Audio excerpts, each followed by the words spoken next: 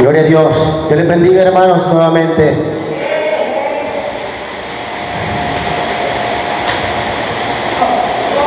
Vamos a dar seguimiento, hermanos, y continuar con la segunda parte de este estudio bíblico. Como bien ya habíamos mencionado, estamos hablando acerca del diezmo y el nuevo pacto. Gloria al Señor.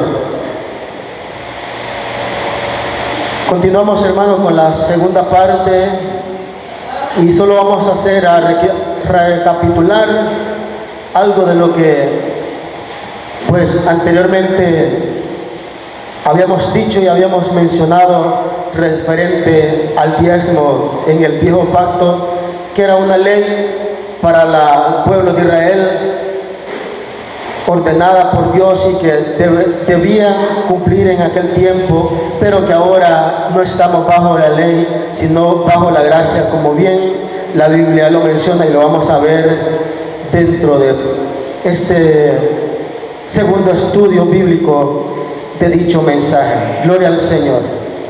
Para ello, hermanos, vamos a irnos al libro de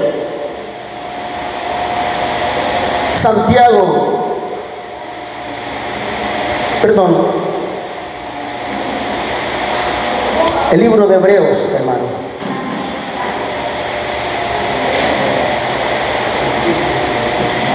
El libro de Hebreos.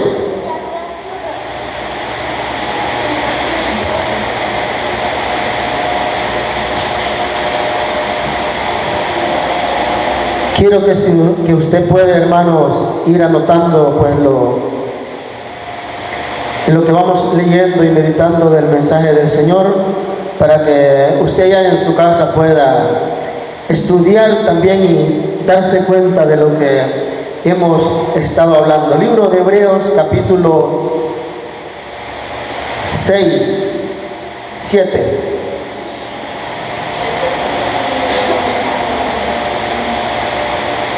Y como habíamos mencionado, hermanos, de que vamos a hablar de quién era Melquisedec en el Antiguo Testamento, exactamente en el libro de Génesis, capítulo 14. Génesis 14. Entonces, libro de Hebreos, capítulo 7, hermanos. 7, libro de Hebreos, capítulo 7. 7.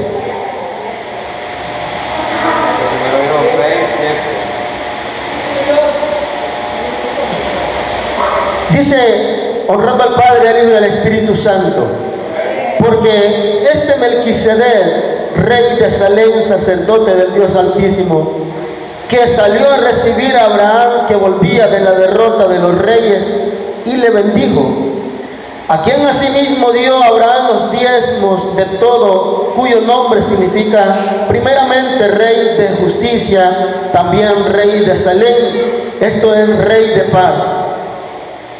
Versículo 3 dice, sin padre, sin madre, sin genealogía, que no tiene principio de día ni fin de vida, sino hecho semejante al Hijo de Dios, permanece sacerdote para siempre. Considerad pues cuán grande era este, a quien aún Abraham, al patriarca, dio diezmo del botín. Ciertamente lo que de entre los hijos de Leví reciben el sacerdocio, también tienen mandamiento de tomar del pueblo los diezmos según la ley, es decir, de sus hermanos, aunque esto también haya salido de los lomos de Abraham.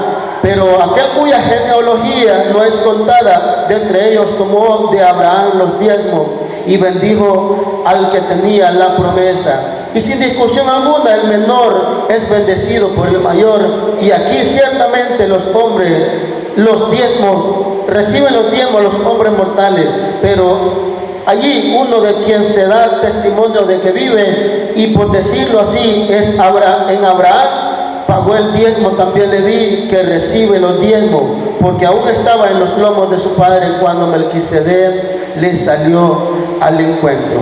Ahora bien, Melquisedec, pueden sentarse, hermanos. Melquisedec en el Antiguo Testamento, el libro de Génesis, es el mismo Jesucristo de hoy, aquel que vino a morir en la cruz del Calvario. De ese es quien habló el libro de Génesis capítulo 14. Ese mismo Melquisedec dice aquí que sin genealogía, dice que sin padre y sin madre, que no tiene principio de día ni fin de vida. Ese es Jesucristo, a quien Abraham le entregó los diezmos al mismo Jesucristo. Ahora bien, no estamos bajo la ley, sino bajo la gracia. Quiero, hermanos, de que vayamos al libro de Hebreos capítulo 8, solo dele vuelta a su página, y vamos a hablar de alguien, de un mediador, de un nuevo pacto. Si se habla, hermanos, de un nuevo pacto, eso significa de que existía un otro pacto, y ese es el viejo pacto. Entonces dice que en el capítulo 8 vamos a hablar referente al nuevo pacto, porque ya vimos el origen del diezmo, a quién se dirigía el diezmo, para quiénes eran y quiénes lo deberían de pagar, y qué era la consecuencia de aquel que no lo daba en el tiempo de la ley. Y vamos a ver también de que para el pueblo de Israel la ley fue una esclavitud para ellos por no poderla cumplir, ya que al salir de Egipto, que estaban esclavos de los egipcios, también Dios los esclavizó por medio de la ley en el desierto. Eso lo vamos a ver más adelante, hermanos, en el libro de los Romanos. Gloria a Dios. Hebreos capítulo 8, versículo 13. Dice: al decir nuevo pacto, ha dado por viejo al primero, y lo que se da por viejo y se envejece está próximo a desaparecer. Libro de Hebreos capítulo 8, versículo 13. Al decir nuevo pacto, ha dado, dice, por viejo,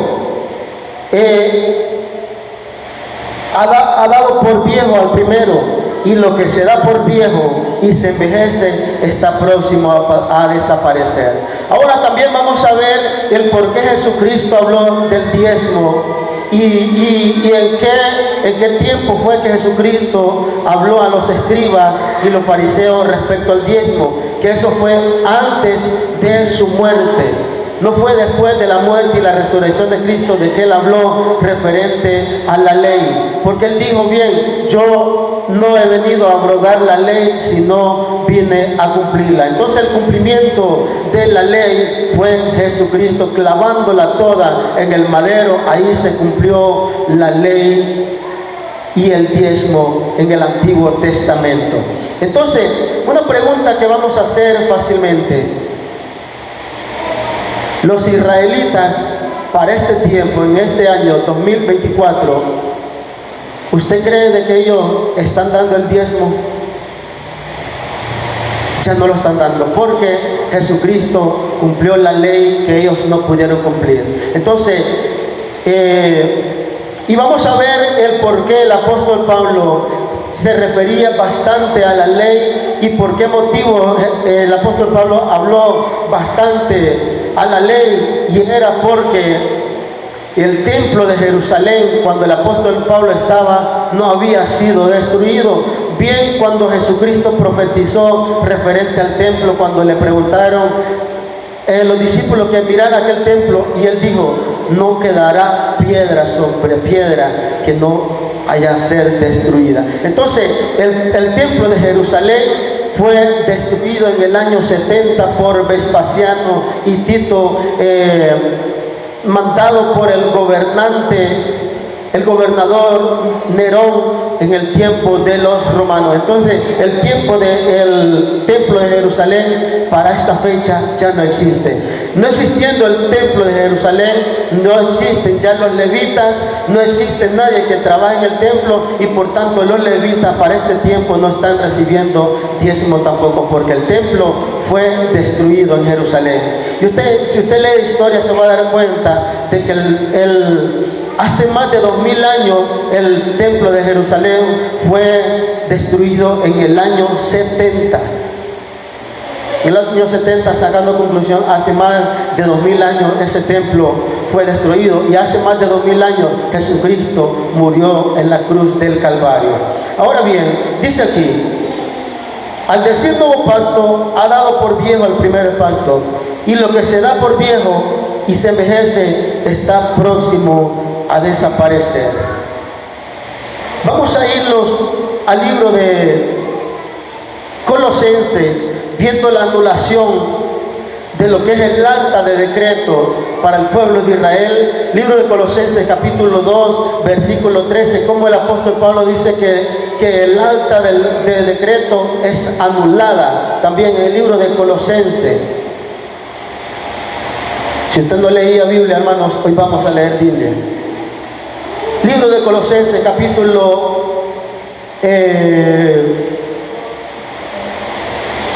Colosenses capítulo 2 versículo 14 dice: anulando el acta de los decretos que había contra nosotros, que nos era contraria, quitándola de en medio y clavándola en la cruz. Ahí se cumplió toda la ley de Cristo. Por eso dijo Jesucristo: yo no vine a abrogar la ley, yo vine a cumplirla. Entonces el cumplimiento de la ley y los profetas, como dice la Biblia, fue Jesucristo.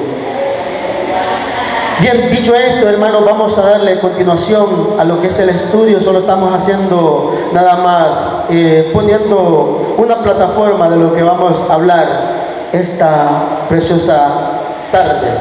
Gloria a Dios. Romanos capítulo 10, versículo 4. Vamos a ver cómo y quién le puso fin a la ley. Libro de Romanos capítulo 10 versículo 4. Gloria a Dios.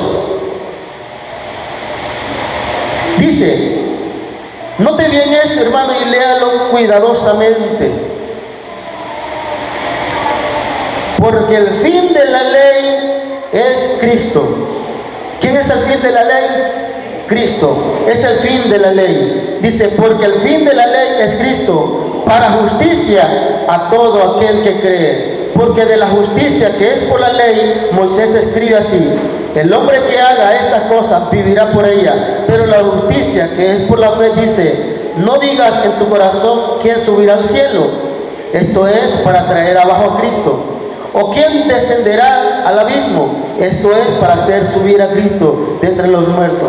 Mas, ¿qué dice? Cerca de ti está la palabra en tu boca y en tu corazón. Esta es la palabra de fe que predicamos, que si confesaremos con tu corazón que Jesús es el Señor y creyeres en tu corazón que Dios le levantó de los muertos, será salvo. Ahora bien, dice la Biblia de que somos salvos por gracia. Por gracia. Por gracia somos salvos. Ahora bien, vamos a ver algo aquí en Efesios capítulo 2 versículo 4. Solo nada más, hermanos, estamos dando introducción referente al tema. Somos salvos por gracia. Efesios capítulo 2 versículo 4.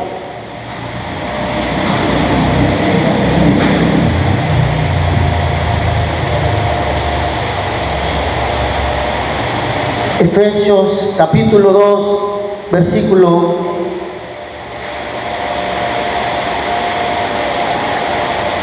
'Pero Dios, que es rico en misericordia, por su gracia, por su gran amor con que nos amó, aun estando nosotros, dice, muertos en pecado, nos dio vida juntamente con Cristo. Por gracia soy salvo'". Ya no somos salvos por la ley. No, somos salvos por la gracia, por la fe en Jesucristo, que Él fue el que vino a morir en la cruz del Calvario. Ahora bien, la ley para los israelitas era una esclavitud. Para los israelitas la ley era una esclavitud. En el libro de Gálatas capítulo 4 versículo 7.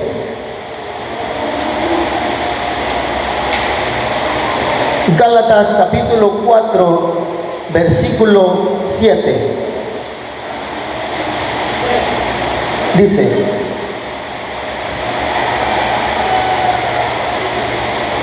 Así que ya no eres esclavo, sino hijo. Y si hijo, también heredero de Dios por medio de Cristo. Ahora, somos herederos de una promesa que es la que Jesucristo nos dio. Somos herederos por medio de Jesucristo. Los levitas, la heredad de ellos era Dios y la heredad de ellos era el diezmo. Ahora nosotros somos herederos de Cristo. Entonces, hermanos, dice que aquellos que se ponen bajo la ley están negando la gracia de Cristo. Todos los que están viviendo conforme a la ley están negando la gracia de Cristo.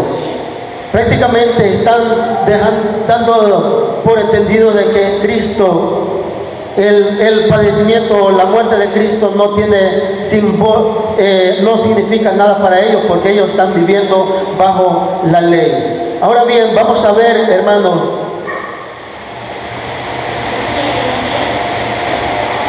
en el libro de Santiago, capítulo 2, y aquí vamos a entrar al mensaje. Santiago, capítulo 2.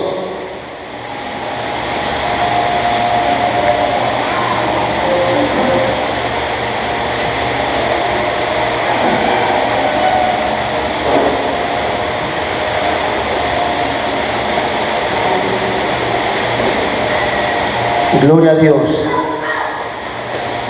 Santiago, capítulo 2, versículo 10.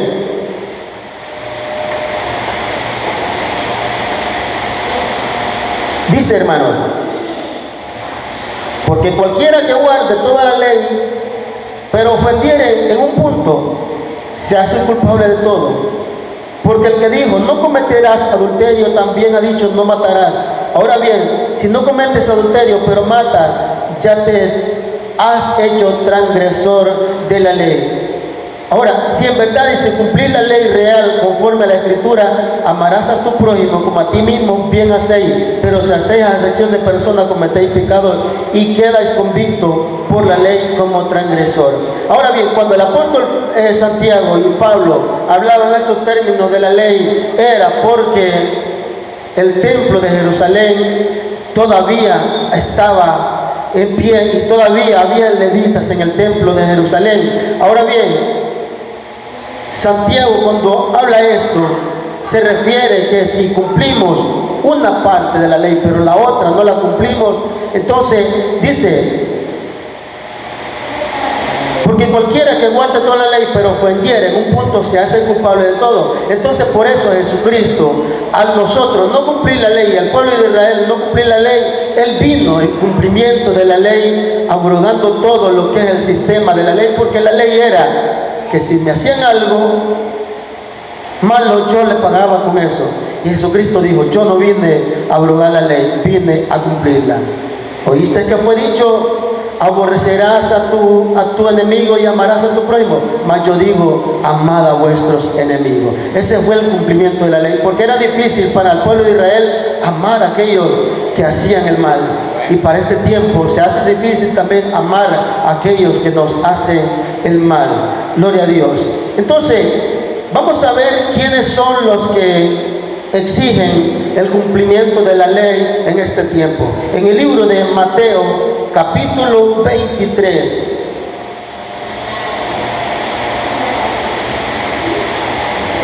Libro de Mateo, capítulo 23, versículo 1. Entonces Jesús habló a la gente y a sus discípulos diciendo, en la cátedra de Moisés se sientan los escribas y los fariseos. Así que todo lo que os digan que guardéis, guardadlo y hacerlo, mas no hagáis conforme a sus obras, porque dicen y no hacen. Entonces, cuando la Biblia dice, cuando Jesucristo dice que en la cátedra de Moisés se sientan los fariseos y escribas y los fariseos, se refiere a de que ya que la cátedra en sí, el tabernáculo de Moisés, no existía, entonces en lo que se sienta es de que la base que ellos ponen para que la gente cumpliera la ley era lo que Moisés había dicho, usando como fundamento en lo que Moisés le había dado al pueblo la ley. Entonces, cuando dice que en la cátedra de Moisés se sientan los escribas y los fariseos, era porque los fariseos y los escribas querían de que la gente cumpliera toda la ley, pero ellos no la cumplían. Por eso Jesucristo les llamaba hipócritas, porque ellos querían, dice que ataban cargas pesadas a los hombros de los hombres, pero ellos ni con un dedo las querían mover. Entonces, en la cátedra de Moisés, dice, se sientan los escribas y los fariseos, haciendo mención de que basándose a la ley de Moisés, los escribas también imponían la ley para los judíos. Pero recordemos de que Jesucristo vino a cumplir la ley. Entonces, todavía Jesucristo no había muerto cuando Él hablaba, exhortaba a los escribas y los fariseos. Entonces Jesucristo no había muerto todavía, y por eso le decía a los discípulos: todo lo que les digan que guarden, guárdenlo, pero no hagan conforme a lo que ellos hacen, porque ellos dicen y no hacen. Entonces, basándose a esto, hoy los que exigen diezmo en muchas iglesias, refiriéndose a los pastores, es de que usan como fundamento la ley de Moisés para exigir al pueblo el diezmo. Se sientan en la cátedra de Moisés, lo que Moisés, las ordenanzas y las leyes para el pueblo de Israel, los pastores y los ministros, los líderes, se sientan en esa ley y usan como un sofá el libro de Malaquías capítulo 3, versículo 10. Entonces, vamos a ver algo más. Romanos capítulo 2, versículo 7. Romanos capítulo 2, versículo 7.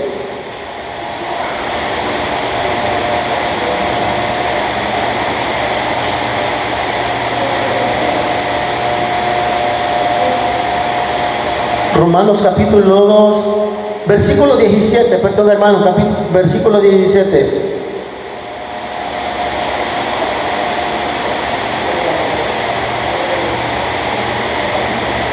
He aquí, tú tienes el nombre del judío y te apoyas en la ley, y te glorías en Dios y conoces su voluntad. He instruido por la ley, apruebas lo mejor, y confía en que eres guía de los ciegos, luz de los que están en tinieblas, instructor de los indoctos, maestro de niños que tienes en la ley la forma de la ciencia y de la verdad. Tú pues que enseñas a otros, no te enseñas a ti mismo. Tú que predicas que no se ha de hurtar, hurta. Tú que dices que no se ha de adulterar, adultera. Tú que abominas los ídolos, cometes sacrilegio. Tú que te jactas de la ley con infracción de la ley, deshonras a Dios, porque como está escrito, el nombre de Dios es blasfemado entre los gentiles por causa de vosotros. Ahora ven, el apóstol Pablo está hablando acerca de los judíos y la ley. Como había dicho de que para el tiempo del apóstol Pablo todavía existía el templo en Jerusalén. Por eso el apóstol Pablo hablaba así, refiriéndose a la ley. Pero le decía, tú, instructor, dice, de los indoctos, maestro de niños que tienes la ley, que tienes en la ley la forma de la ciencia y de la verdad. Tú pues que enseñas a otros, no te enseñas a ti mismo. Tú que predicas que no se ha de hurtar, hurta. Tú que dices que no se ha de adulterar, adulteras. Entonces, al no cumplir la ley, los judíos dice que lo convertían en un sacrilegio, una profanación, algo que dice que el sacrilegio, vamos a ver, referencia, dice, posible a la extracción gradual y fraudulenta de fondos propios del templo, o a la retención de una parte de su impuesto u ofrenda debido al templo. Y esto lo vuelve a llevar otra vez al libro de Malaquías capítulo 3 versículo 10. Entonces lo que el apóstol Pablo está hablando referente a la ley La misma Biblia lo vuelve a llevar a uno al libro de Malaquías capítulo 10, porque eso es lo que el apóstol Pablo estaba hablando, de que ellos de que predicaban y no se predicaban a ellos mismos, era porque ellos querían que el pueblo cumpliera la ley, pero ellos no la querían cumplir, y solo cumplían lo que a ellos les convenía. Como hoy en día en muchas iglesias se cumplen diferentes tipos de leyes del Antiguo Testamento, pero algunas no las están cumpliendo. Entonces, al solo cumplir algunas y otras no, se están convirtiendo en algo fraudulento, que están prácticamente haciendo sacrilegio con la obra del Señor.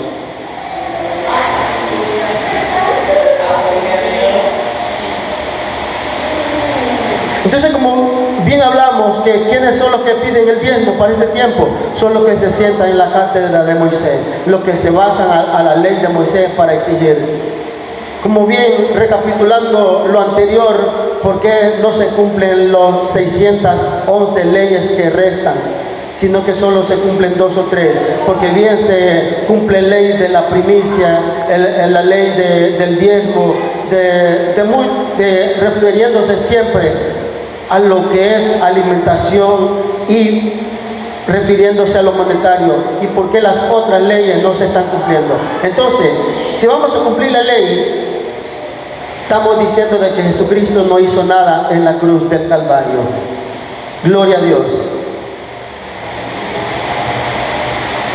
Vamos a ver cómo Jesucristo nos redimió de la maldición de la ley. En el libro de Gálatas capítulo 3, versículo 13. Gálatas capítulo 3, versículo 13. Dice, hermanos: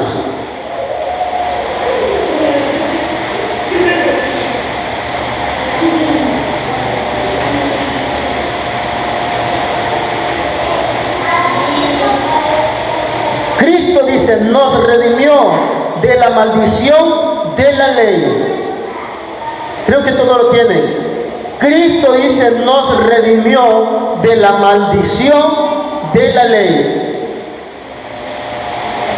Por eso, hermano, es que ya hoy no se está cumpliendo la ley, porque Jesucristo ya la cumplió. Porque para el pueblo de Israel la ley era una maldición y no una bendición. Era un pacto condicional. Al ser un pacto condicional para el pueblo de Israel, quiere decir condicional, que un tiempo tendría que terminar. Por eso es un pacto condicional, porque en un tiempo esa ley tenía que ponérsele fin. Entonces el fin de la ley es Jesucristo, como ya lo habíamos dicho, de que la ley, el fin de la ley era Jesucristo. Y dice que Jesucristo nos redimió de la maldición de la ley. Por eso Malaquías dice: maldito soy con maldición, porque toda la nación me habéis robado, refiriéndose a los diezmos. Entonces, y el apóstol Pablo, hablando en Galacia, decía de que Jesucristo nos había redimido de la maldición de la ley. Entonces vamos a ver en el versículo 10, dice: porque todos los que dependen de las obras de la ley están bajo maldición. Dice que la palabra griega se traduce redimió, era usada con frecuencia para hablar de la compra de la libertad de un esclavo o un deudor. Entonces, como habíamos dicho, de que el pueblo de Israel, al ser esclavizado en el desierto por la ley, al decir nos redimió, entonces Cristo, al morir en la cruz del Calvario, rompió esas cadenas, anulando, dice, el acta de decretos que había para con el pueblo de Dios. Dice: porque todos los que dependen de las obras de la ley están bajo maldición, porque pues escrito está: maldito todo aquel que permaneciere en las cosas escritas, que no permaneciere escritas, dice, en el libro de la ley para hacerla, y que por la ley ninguno se justifica para con Dios. Es evidente, porque el justo por la fe vivirá, y la ley no es de fe, sino que dice, el que hiciere esta cosa vivirá por ella. Cristo nos redimió de la maldición de la ley, hecho por nosotros maldición, porque escrito está, maldito todo aquel que es colgado en un madero. Entonces, podemos ver, hermanos, de que la bendición de Jesucristo a nuestra vida fue por medio de Abraham, porque dice que en ti bendeciré, dice, todas las naciones de la tierra. No dice toda la nación, dice bendecirá, serán benditas en tu simiente las naciones de la tierra. Entonces la bendición de Jesucristo viene por medio de Abraham y no por medio de la ley. Entonces, hermanos, para el pueblo de Israel, si no obedecían la ley, tenían sus consecuencias. Y se la obedecían, tenían también sus beneficios, que eran las bendiciones, que Dios les decía que si ustedes cumplieran la ley, entonces bendito iban a ser en el entrar, bendito en el salir, bendito, dice, el vientre, el fruto del vientre, bendito sería la canasta, la arteza de amasar. Entonces, esas eran las bendiciones, pero para el pueblo de Israel. En el libro de Deuteronomio usted puede leerlo, hermano, acerca de las bendiciones y las maldiciones. Gloria a Dios. Entonces, al decir que Cristo nos redimió de la maldición de la ley, dice, la muerte, dice que la palabra redimió se traduce, dice, era usada en frecuencia para hablar de la compra de la libertad de un esclavo o un deudor. La muerte de Cristo debido a que fue una muerte de sustitución por el pecado, santificó, dice, la justicia de Dios y agotó su ira hacia sus elegidos, de tal forma que Cristo se convirtió en el comprador literal de los creyentes para librarlos de la esclavitud de la ley y el pecado y la sentencia de la muerte. Esto podemos verlo en Tito capítulo 2 versículo 14, en Primera de Pedro capítulo 1 18, en Romanos capítulo 3 versículo 4, en Primera de Corintios capítulo 1 versículo 30 y en Efesios 1 17, Colosenses 1 14. Entonces podemos ver todo lo que Jesucristo hizo por nosotros en la cruz del Calvario. No sé si usted va a notar esta cita bíblica, pero es Tito 2:14, Primera de Pedro 1:18, Romanos capítulo 3 versículo 24, Primera de Corintios capítulo 1 versículo 30.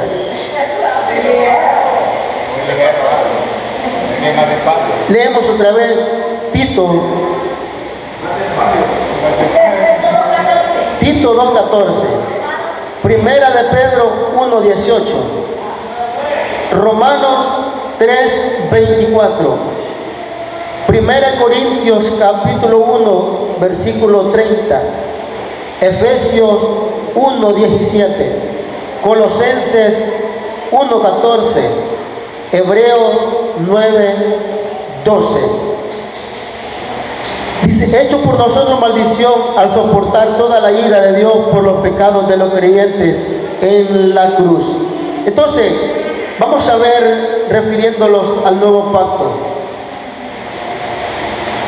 Hebreos capítulo 8.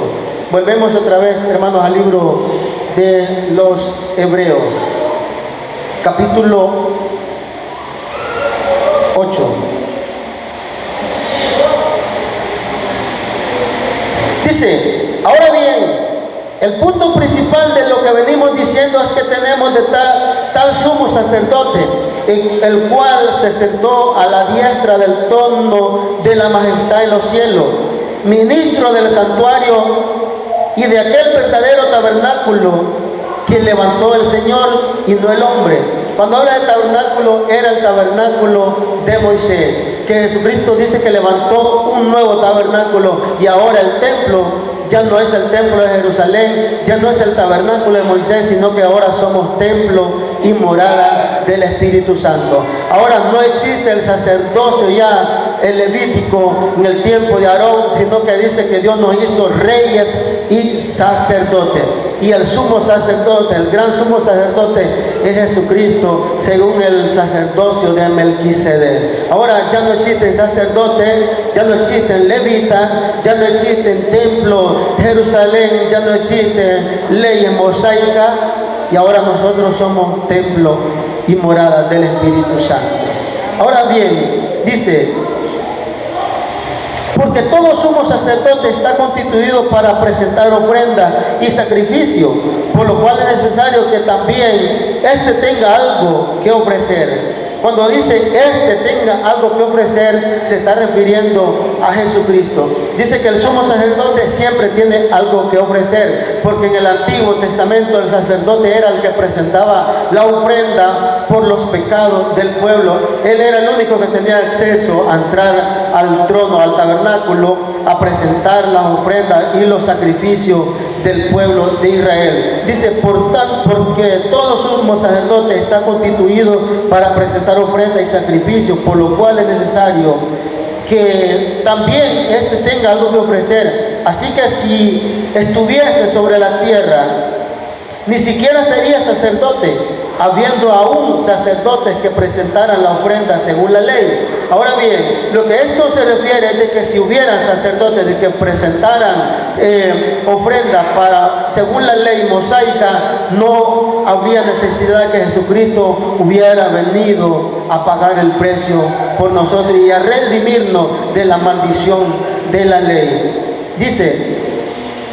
los cuales sirven, dice, a lo que es figura y sombra de las cosas celestiales, como se le advirtió a Moisés cuando iba a erigir el tabernáculo, diciendo, mira, haz todas las cosas conforme al modelo que se te ha mostrado en el monte.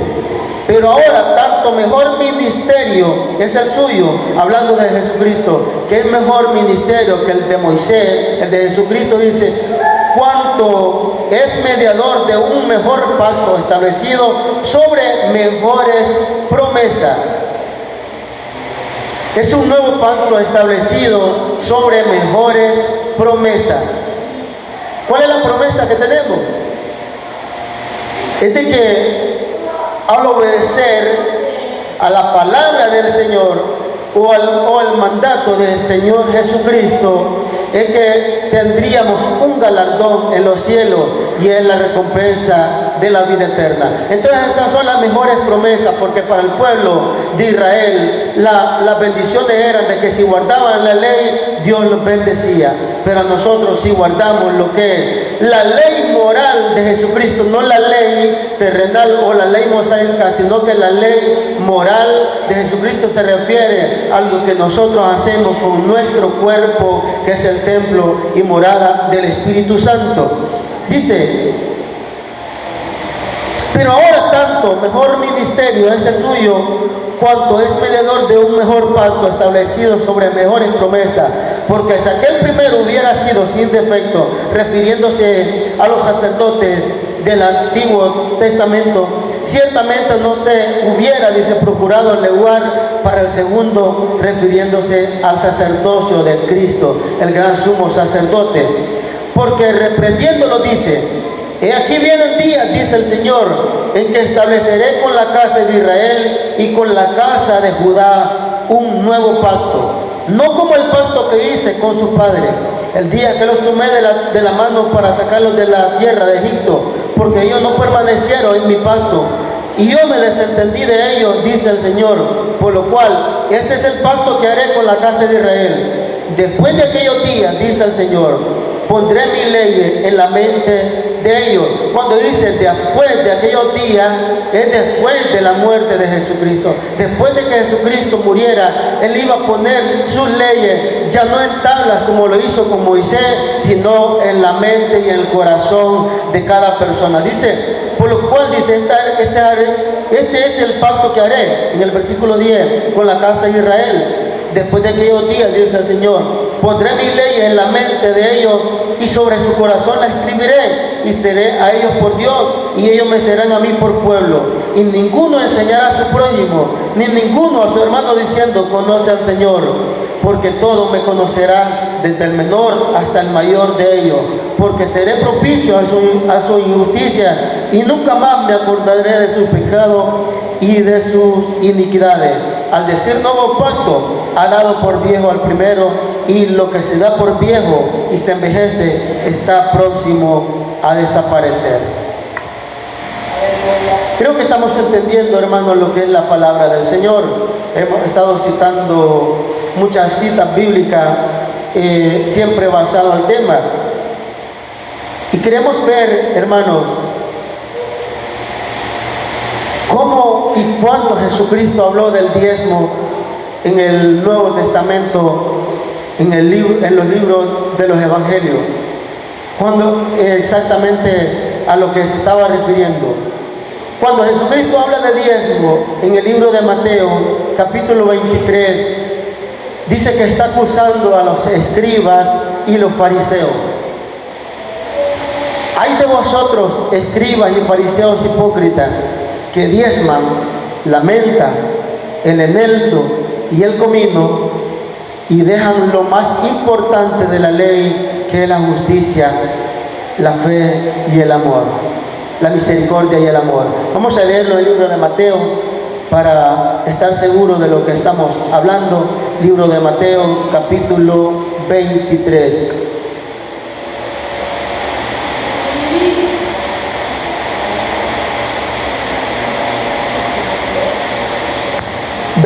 Capítulo 23, versículo 23. Dice: hay de vosotros, escribas y fariseos hipócritas, que diezmáis la menta y el eneldo y el comino, y dejáis lo más importante de la ley, la justicia, la misericordia y la fe.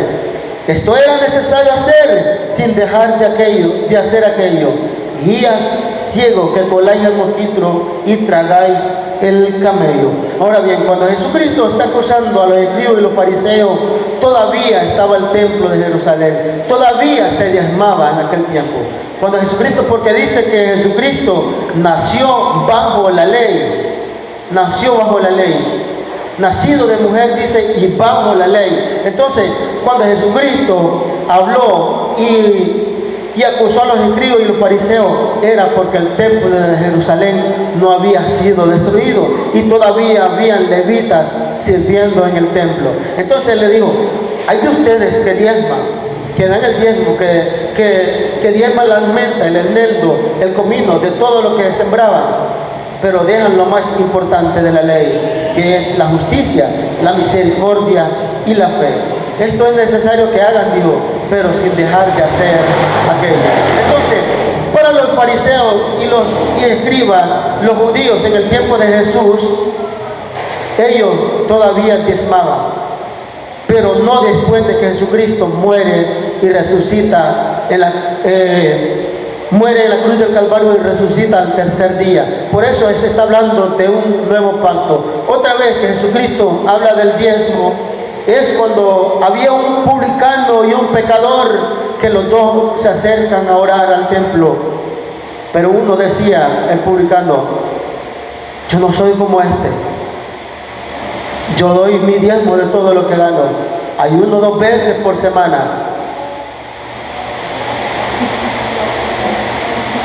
Era porque existía todavía el diezmo para ese tiempo. Entonces, cuando Jesucristo dijo que Él vino a cumplir la ley, era mientras Él estaba bajo la ley, porque había nacido bajo la ley de Moisés todavía, pero no después de que murió. Por eso los apóstoles hablan referente a la ley, pero también el apóstol Pablo habla referente a un nuevo pacto que Jesucristo hizo en la cruz del Calvario. Dice: con mejores promesas y con mejor propósito del nuevo pacto, no como el que había hecho con los antiguos en la ley de Moisés, porque el pacto de Dios era condicional para el pueblo de Israel. Si hubiera sido incondicional, ese pacto todavía existiera, pero al ser incondicional era porque un día se iba a terminar. Y ese fue el cumplimiento de la ley, y fue Jesucristo. Él dice que anulando el acta de los decretos que era de la ley. Entonces, ahora vamos a ver por qué que ya no estamos bajo la ley, sino bajo la gracia. Libro de Romanos, capítulo 6, versículo 15.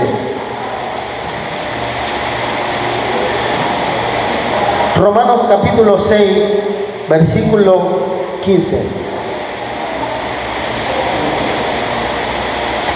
¿Qué pues? ¿Pecaremos porque no estamos bajo la ley, sino bajo la gracia? En ninguna manera.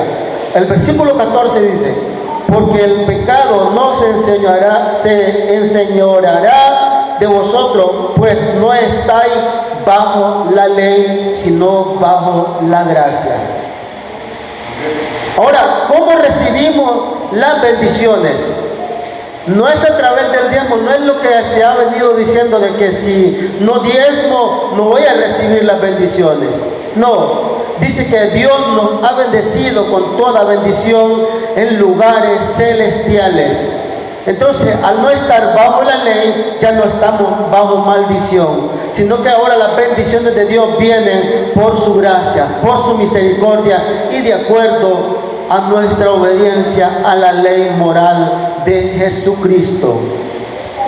Ahora bien, puede decir alguien, pero ¿cómo se va a sostener la obra? ¿Cómo? Ahora este es el punto clave. ¿Cómo se va a sostener? Si no diezmo, ¿cómo voy a vivir yo? ¿Cómo Dios me va a bendecir? No, es de acuerdo a nuestra obediencia. Porque aunque yo diezme, si Dios no me quiere bendecir, no me va a bendecir. Entonces, vamos a ver en Filipenses capítulo 4, versículo 19. Y con esto vamos a ir terminando, hermanos, la segunda parte de este estudio bíblico. Filipenses capítulo 4, versículo 19. 4:19. Dice: mi Dios pues suplirá todo lo que os falta conforme a su riqueza en gloria en Cristo Jesús. Dios suplirá todo lo que falta según su riqueza, dice, conforme a su riqueza en gloria en Cristo Jesús. Ahora, si estamos pegados a la ley moral de Cristo, vamos a obtener las bendiciones. Ahora vamos a ver cómo se sostiene la obra del Señor en el Nuevo Testamento, hablando de los apóstoles. Los apóstoles, hermanos, no exigieron el pago de diezmo. Como bien los que leemos la Biblia nos damos cuenta de que los apóstoles, ninguno de ellos habló referente al diezmo. En el libro de Corintios, el apóstol Pablo Segunda de Corintios capítulo 9, versículo 7. Segunda de Corintios capítulo 9, versículo 7. Y aquí no se habla de algo, una ley o algo como que se debería de hacer, sino que dice el apóstol Pablo: cada uno de como propuso en su corazón, no con tristeza ni por necesidad, porque Dios ama al dador alegre. Cada uno de como propuso. Y como propone en su corazón, no es el 10%. Es si uno quiere dar más, da más. Y si uno quiere dar menos, da menos. Podemos ver aquella mujer viuda cuando Jesucristo se sienta junto al arca de las ofrendas y empiezan aquellos a dar su ofrenda. Y dice que muchos daban de los que les sobraba. Pero había una viuda que dice que dio todo lo que tenía, todo su sustento. 2 blancas era la que ella tenía. Yo me imagino aquella viuda, porque los viejitos de antes guardaban el dinero bien guardado, a veces hasta 10 pañuelos lo envolvían ahí. Ya me imagino aquella viuda soltando pañuelo por pañuelo para sacar 2 blancas. Jesucristo dijo estas palabras: todos ustedes dieron de lo que les sobraba, pero esta dio todo su sustento. Y Dios no mira la cantidad que usted dé, sino con el corazón que le esté dando. Ahora, al pagar el diezmo, está bajo una ley de que tiene que darlo. Pero cuando el apóstol Pablo dice: cada uno dé como propuso en el corazón, cada uno dé. Entonces, en el nuevo pacto se habla de el dar, no del pagar un impuesto o algo de que se debería, o como un mandato refiriéndose al diezmo, sino que cada uno dé como propuso en su corazón, no con tristeza ni por necesidad, porque dice que Dios ama al dador alegre. Ahora bien, aquel que da el diezmo pero lo da de mala gana, Dios lo bendice, no lo va a bendecir porque no lo está dando de corazón, o como lo que hizo Jacob con Dios, de que si lo bendecía, si le daba pan para comer y vestido para vestir, él iba a diezmar. Entonces lo hizo como pactando con Dios. Si tú me bendices, yo te doy.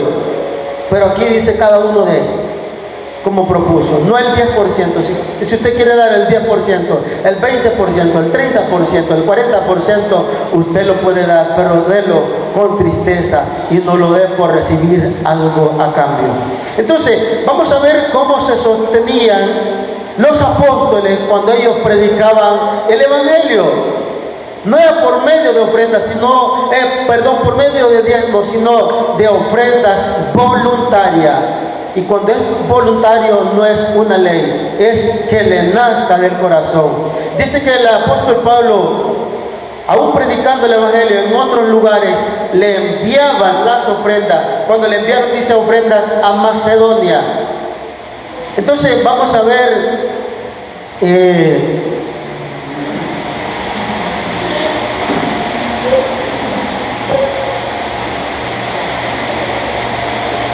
libro de Filipenses, hermanos, capítulo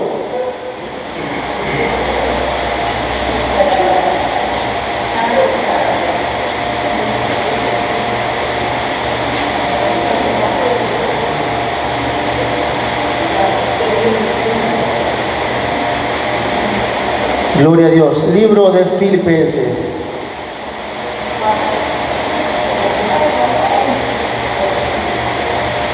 Ya se me perdió.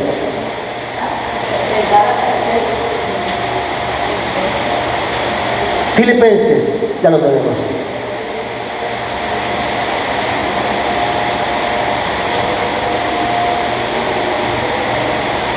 Capítulo 4, hermanos.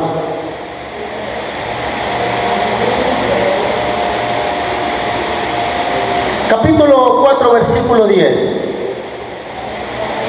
Dice: en gran manera me gocé en el Señor de que ya al fin habéis revivido vuestro cuidado de mí, de lo cual también estabais solícito, pero os faltaba la oportunidad. No lo digo porque tenga escasez, pues he aprendido a contentarme cualquiera que sea mi situación. Sé vivir humildemente y sé tener abundancia.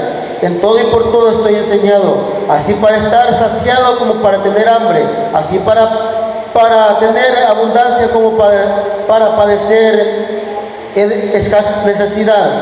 Todo lo puedo en Cristo que me fortalece.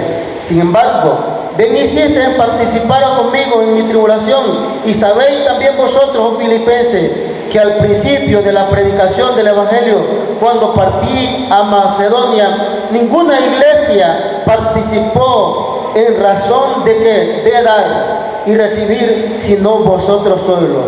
Pues aún a Tesalónica me enviaste una y otra vez para mis necesidades. No es que busque dádivas, sino que busco frutos que abunden en vuestras almas, en vuestra cuenta. Pero todo lo he recibido y tengo abundancia. Estoy lleno, habiendo recibido de Epafrodito lo que enviaste, olor fragante y sacrificio acepto, agradables a Dios. Mi Dios pues suplirá todo lo que os falte conforme a su riqueza en gloria en Cristo Jesús. Ahora, ¿cómo recibimos las bendiciones? Es a través del dar. Dice que Dios va a suplir las necesidades conforme a su riqueza, pero era por medio del dar. No era porque tenían que pagar dicho impuesto de la ley mosaica, sino conforme al dar. Entonces, también el apóstol hablaba que dice: el que siembra escasamente, también escasamente va a cosechar. Amén. Entonces no es porque las bendiciones o vamos a cosechar porque demos el diezmo. Ahora bien, los apóstoles se sostenían de las ofrendas voluntarias que recibían del pueblo conforme a su trabajo, a la labor que ellos ejercían. Por eso también el apóstol Pablo decía que el que trabaja en el Evangelio viva también del Evangelio. Que el que trabaja en el Evangelio viva también del Evangelio. Y también él decía, ¿acaso solo yo tengo derecho a comer o no comer? Entonces el apóstol Pablo también hablaba de los derechos de él como un apóstol, como un servidor de Dios. Gloria a Dios. Y ahora bien, la iglesia primitiva, la iglesia de cuando estaba Pedro, el apóstol Pedro, estaba el apóstol Juan, y después viene el apóstol Pablo, el apóstol Santiago, pero más Pedro y Juan, en la iglesia primitiva, cuando se le llamó cristiano por primera vez en Antioquía, en lo que es el libro de los Hechos, podemos ver la historia ahí de la iglesia, hermano, primitiva, de que cómo ellos hacían para que la obra creciera. Ellos hacían algo muy importante, dice que tenían todas las cosas en común, de que la necesidad de aquel era también el del otro. Inclusive dice que la gente vendía sus heredades y ponían la ofrenda a los pies de los apóstoles y ellos lo repartían, dice, conforme a la necesidad del pueblo. Y dice que en aquel tiempo nadie padecía necesidad porque tenían todas las cosas en común. Así de que si a aquel le faltaba arroz, yo le daba arroz. Si a aquel le faltaba harina, yo le daba harina. Y si a aquel le faltaba algo, entonces yo, si lo tenía, se lo suplía. Y dice que Dios añadía cada día lo que debían de hacer salvo conforme a lo que ellos hacían. Entonces, en el nuevo pacto, hermanos, existe el dar voluntariamente.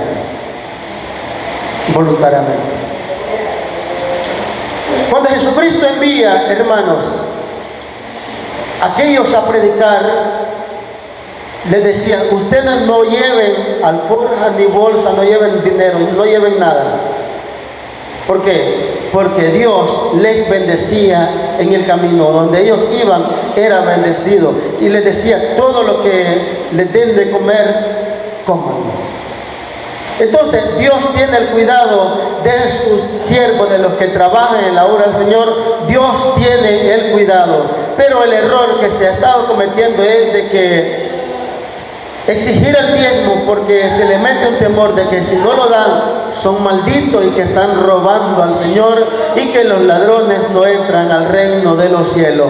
Y usted no debe de tener ese temor, porque somos bendecidos con toda bendición, porque Cristo nos bendijo y dice que nos redimió de la ley, de la maldición de la ley. Ahora bien, por gracia somos salvos. Ahora sí, de gracia recibimos, demos también de gracia.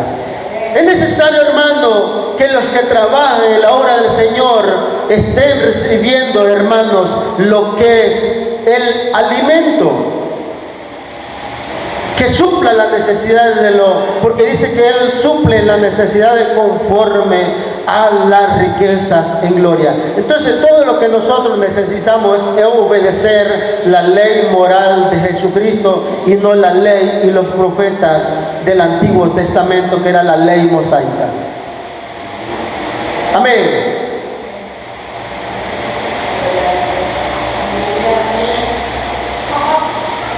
Creo, hermanos, de que hemos llegado al final de este estudio.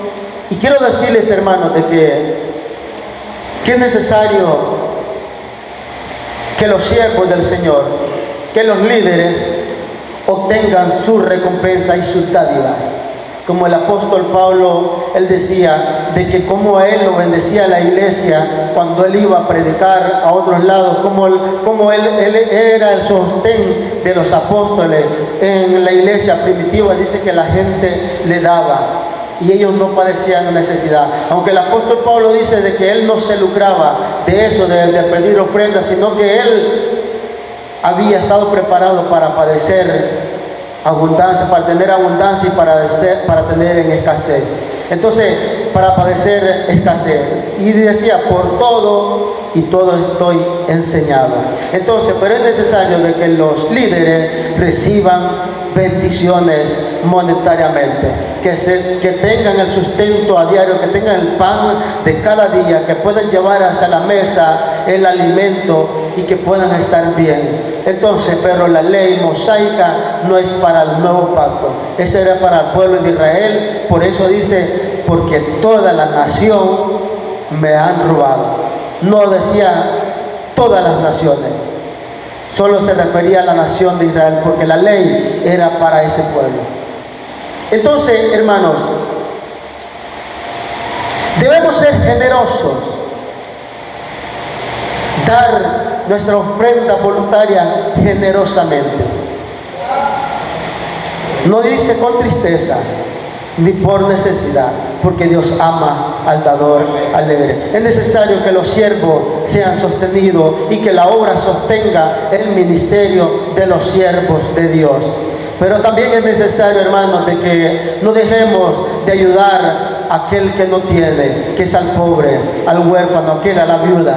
Que eso, el apóstol Pablo, aún en la iglesia primitiva, dice que tenían cuidado de las viudas, de los pobres. Ellos tenían el cuidado. Entonces, es necesario, hermanos. Entonces, el punto principal es este. Si usted quiere diezmar, hágalo, pero no es una ley. No es algo de que usted, una exigencia, no lo es. Si usted lo quiere hacer, hágalo como para agradar a Dios y no a los hombres. Recuerde bien de que hemos sido bendecidos con la bendición de Jesucristo en la cruz del Calvario. Amén. Fíjense cómo se atreven muchos,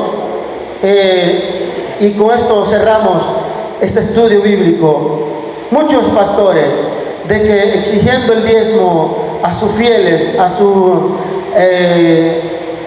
miembros, de que aún pidiendo diezmo, de cuando alguien le manda a alguien para pagar algo que le manda para que pague, de ahí se quiere que diezmen. No, porque si es la ley, era de lo que ellos trabajaban, de lo que ellos sembraban y cosechaban, de ahí era el diezmo, de lo que ellos, pero no era porque si a mí me mandan 22,000 empiras o 30,000 empiras para pagar algo que yo debo, que tengo que diezmarlo. No, es de lo que yo trabajo, de lo que yo siembro, de lo que yo cosecho.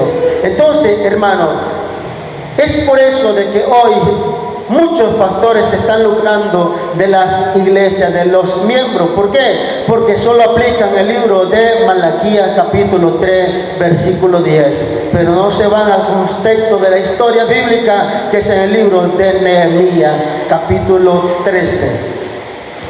Gloria al Señor. Entonces, el alfolí, como habíamos dicho antes que íbamos a mencionar el alfolí, no era esto. En el Antiguo Testamento no era esto.